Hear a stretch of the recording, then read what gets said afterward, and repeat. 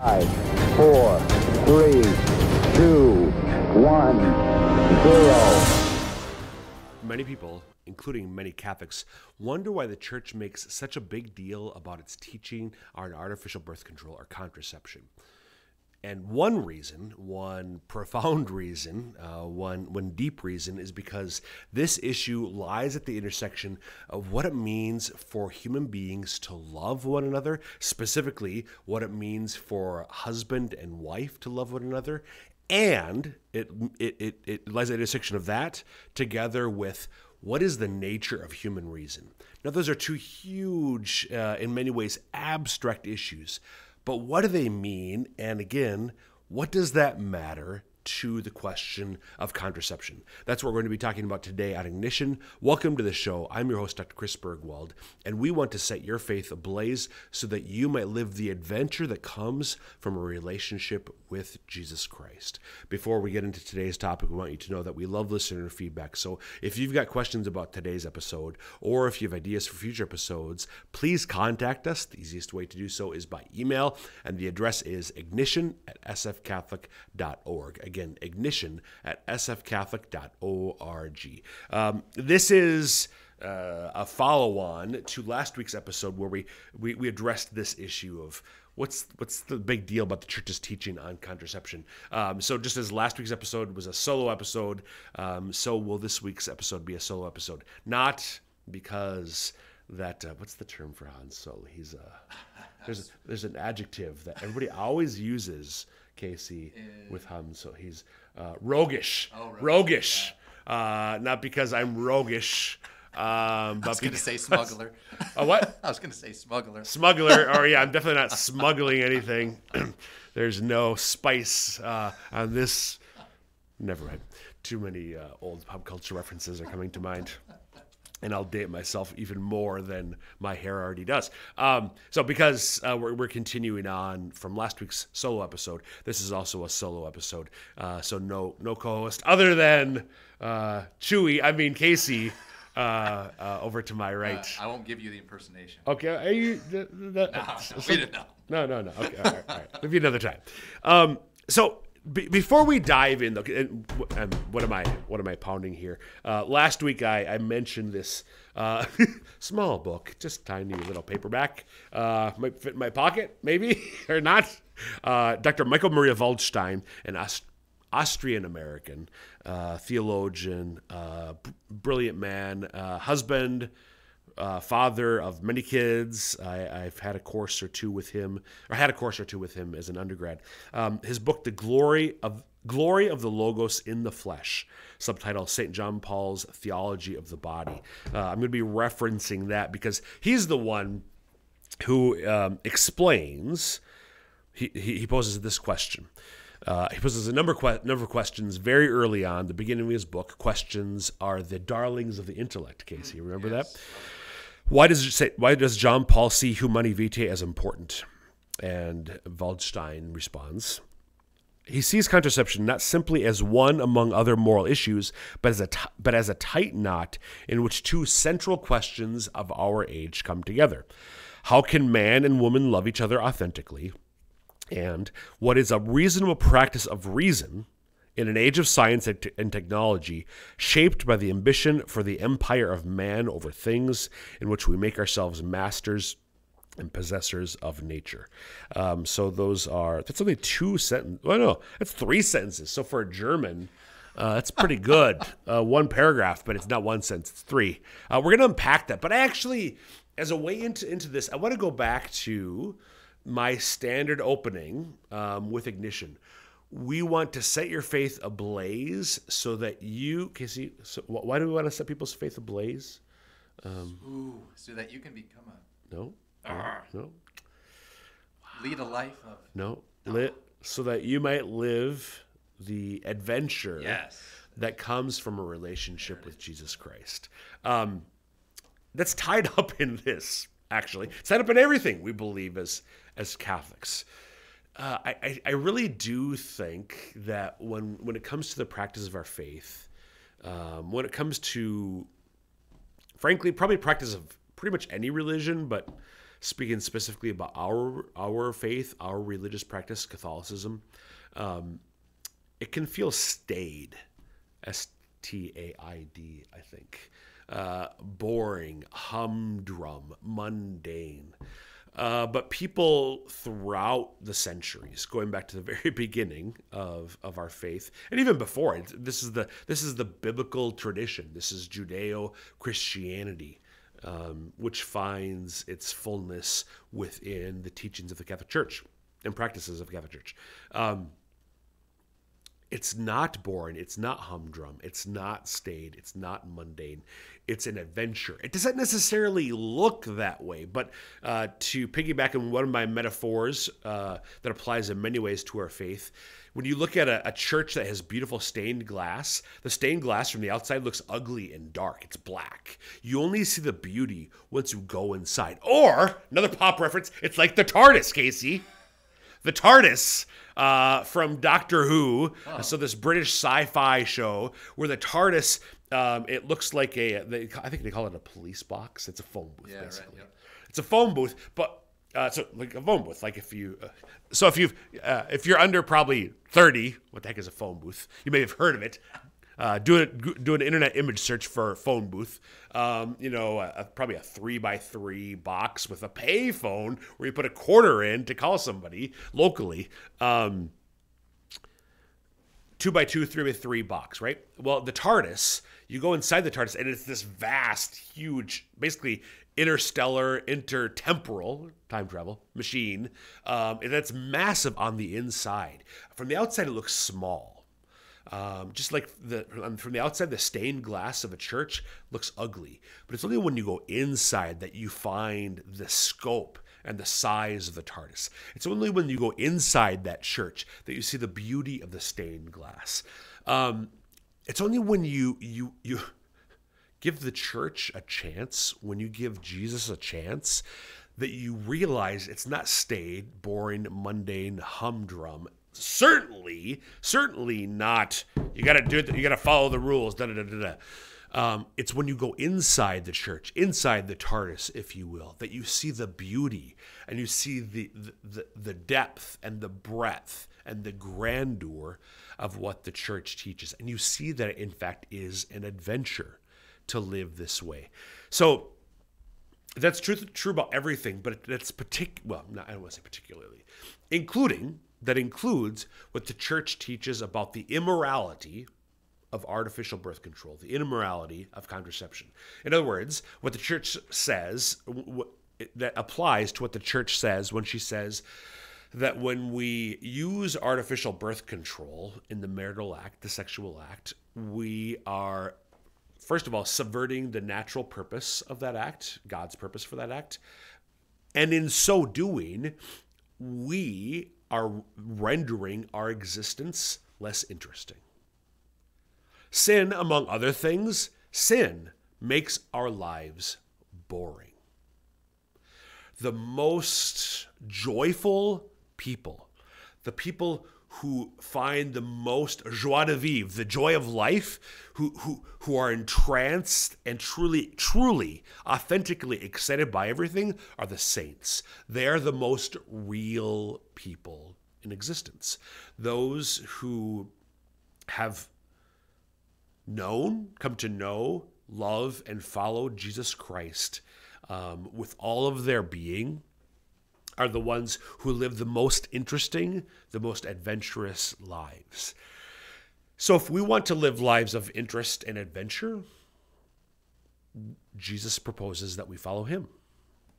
And when we give him that chance, when we do so, we find that. So that's a really long prologue, but between what we said last week and what I want to continue on this week on what Dr. Waldstein says, excuse me, about this topic of contraception in light of John Paul II's theology of the body.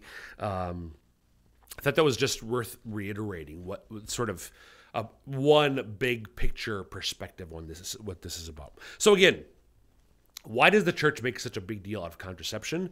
Waldstein would say that JP2 would say because contraception lies at the intersection of these two questions. What does it mean for a man and woman to authentically love each other as husband and wife, including the marital or sexual act? And what is the use of reason in our particular age? So I want to speak especially to the second. I want to take some time to unpack the second, but just a little bit on the first question, again, as Waldstein summarizes it from JP2's Theology of the Body. How can man and woman love each other authentically? So John Paul II saw this as one of the key questions of our age. What does it mean for man and woman to love each other authentically? And authentically is certainly, I think, the key word here, because we can answer the question, what does it mean for man and woman to love each other, in all sorts of ways. The question, though, the perennial question, but one which does have a particular significance in our time is, but what does it mean for a man and woman, a husband and wife, ultimately, to love each other authentically? What is true love? Marriage. Marriage is what brings us here together today. No, that's actually, I'm combining two scenes from The Princess Bride in that. I am. To blave, because to blave. Okay, no. Casey, get this episode under control. Come on. Tearing up over here. I need the mic in my ear. Like, Bergwald, get it on track.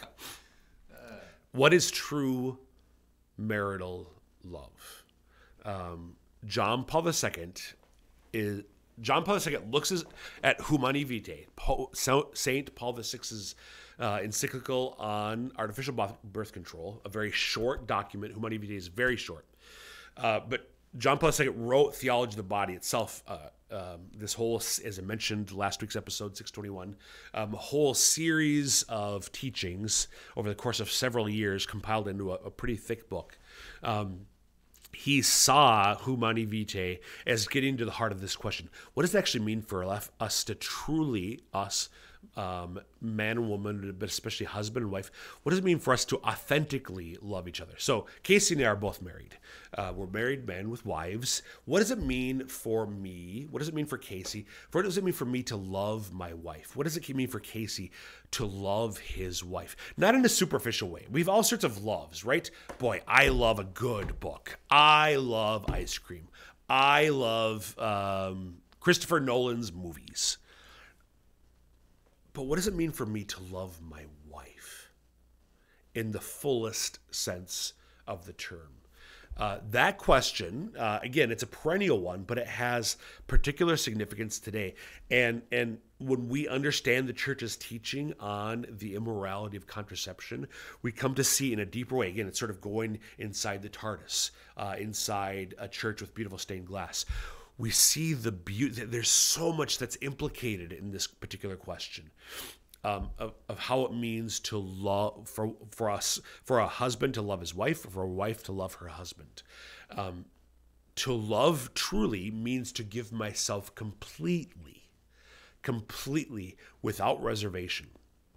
And in a contraceptive act, I don't do that. So this language that's risen around JP2's Theology of the Body, I'm telling a lie, so to speak, with my body, or a lie in my decision to use contraceptives in marital love. I'm saying on the day of our wedding, July 31st, 1999, I gave myself completely, without reserve to Jermaine.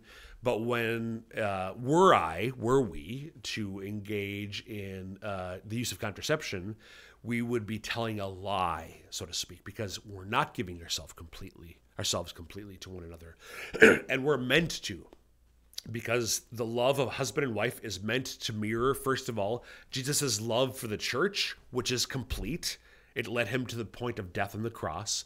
But also, as we discussed last week, it's meant to point to the love of each person of the Trinity for one another, where they give themselves completely and receive the other completely. And they return that love, that reciprocal love. Father, Son, Son to Father, generates the third person of the Trinity, the Holy Spirit. That's what marital love between husband and wife is meant to mirror, to image in a limited way, but a real way nonetheless. And when a couple uses contraception, they're that mirroring, that imaging is broken. It's shattered. So human love is a vocation that's far beyond what most of us often recognize or imagine. And this is what the church is trying to remind us of in all of her teachings about human sexuality, particularly including around contraception. Okay, so that's kind of the first question. But I want to focus the rest of this episode by unpacking that second question that Dr. Waldstein says lies at the heart of the church's teaching on contraception. Excuse me. So again, I want to take, I'm just unpacking what he says in his book, Glory of the Logos in the Flesh. This is on page 2 if any of you want to get a copy of the text yourself. So the second question, what is a reasonable practice of reason in an age of science and technology shaped by the ambition for the empire of man over things, in which we make ourselves masters and possessors of nature? So I unpacked this a little bit last week, but I'm going to take some more time to do so now. All right. So we're living in an age which is shaped by a couple of ambitions. And I sort of skipped over 2 particular names. Bacon, Francis Bacon, a philosopher in the early and modern period, a few centuries ago, I think the 1600s, might be wrong about the particular date, but several centuries ago, Francis Bacon, who talked about how the goal, the purpose of reason is for us to exert control or mastery over creation, over nature. So what's a reasonable practice of reason in an age of science and technology shaped by the ambition for the empire of man over things? The empire of man over things. And that's a quote from Bacon. So when you think of an empire, imperial, you think of an emperor who has a vast territory, an empire, right? And he controls everything that happens within that empire. So we have an ambition in our time. We have an ambition to control everything, to exert power over things. Period. We desire to control our lives. And Francis Bacon really said that's how we should really focus the power of human reason, to exert control, mastery over nature, the empire of man over things. This is why I think when God himself directly, or through the natural world, when he reminds us that we're not in control, it's such a surprise to us because we're so used to being, especially as 21st century Americans, people who live in the first world, as it's called, we're so used to having control, but we're not in control. It's an illusion. We try to exert control, and we have increasing control, but we are never ultimately in control. So when things like the COVID pandemic happen, we're like, oh my gosh, it really turns our world upside down because it's a reminder that we're not always in control. But so we live in an age in which there's an ambition for the empire of man over things, in which, and now this is René Descartes, a Catholic French philosopher from, again, also I think the 17th century, in which we make ourselves masters and possessors of nature. So that's Descartes who uses that terminology, masters and possessors of nature. So I want to be emphasized, Descartes, both Bacon, neither Bacon nor Descartes were evil, mad scientist philosophers who are seeking to subvert God's authority and overturn the church's rule or anything. They were both faithful Christians. Bacon, I don't remember if Bacon was Catholic or not, but Descartes certainly was a faithful Catholic.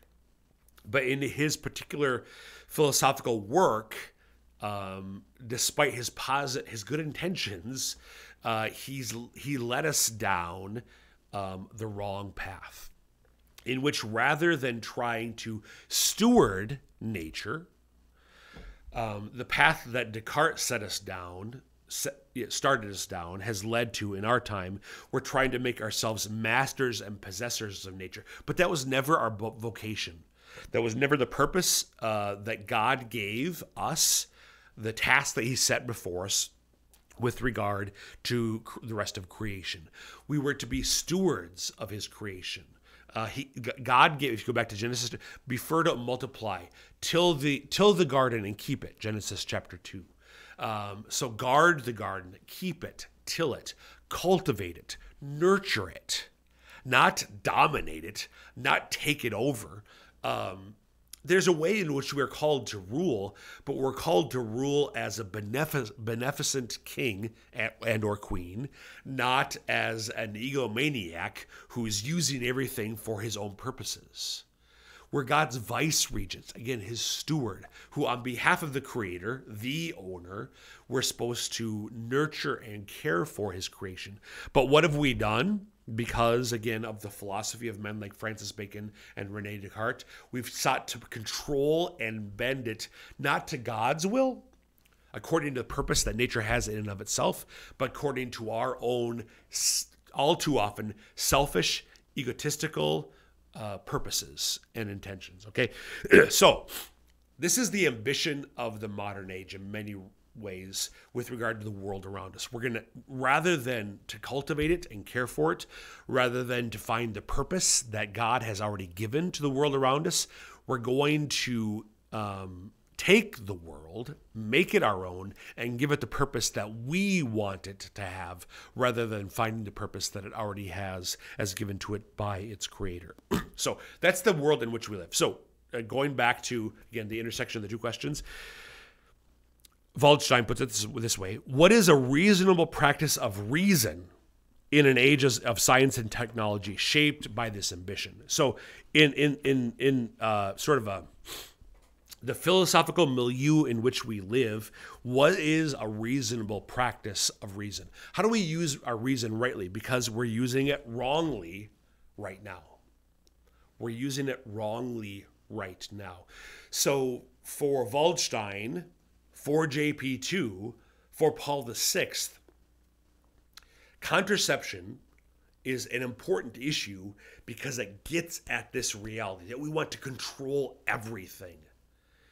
And that never works out for our good, because things have God-given, inherent, intrinsic meaning and purpose. And that includes the marital, the sexual act.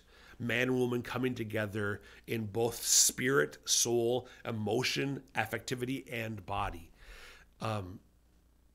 Things have inherent, intrinsic purpose, and our task is to find what that purpose is with the use of our reason, and bring that meaning, that purpose out, so we can enter into that much more fully. And when we try to do the other, when we try to take it over and give it our own purpose and our own meaning, it always goes sideways.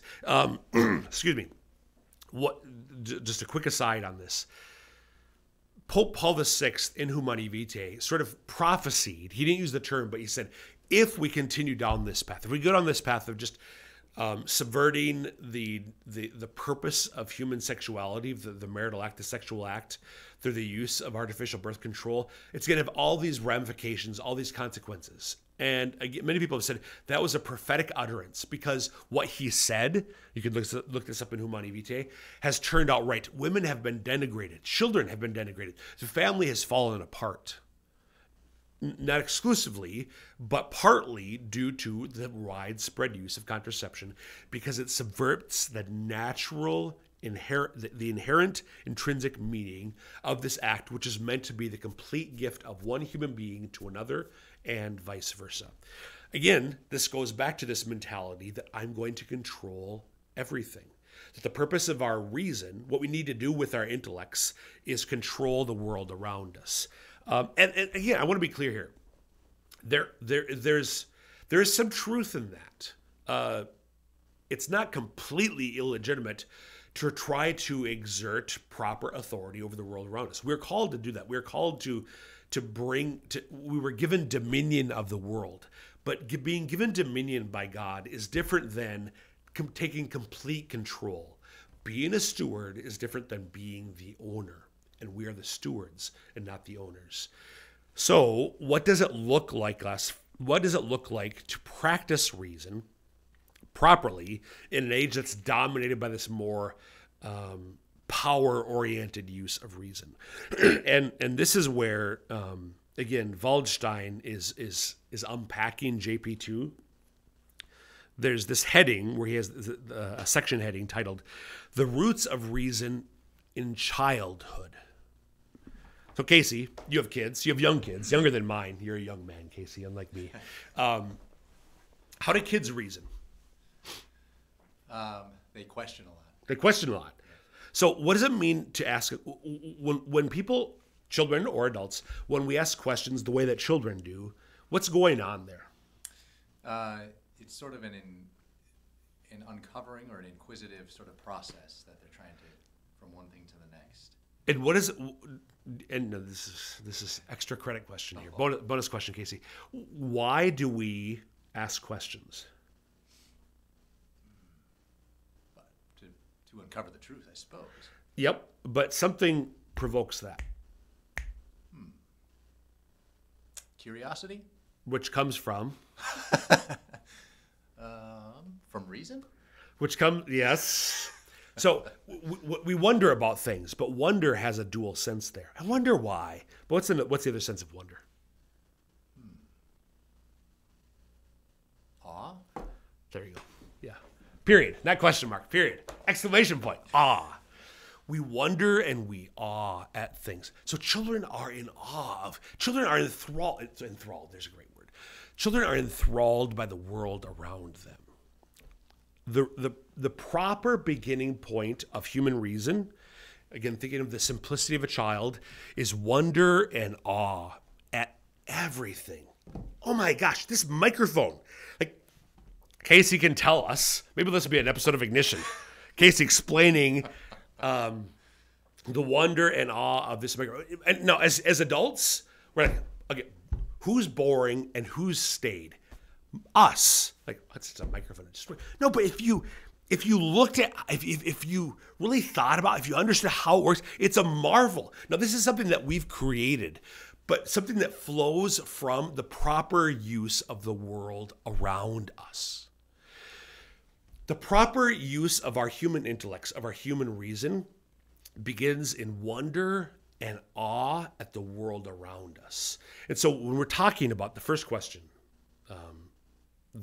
that contraception lies at the intersection of, what does it mean for a man and woman to love each other authentically?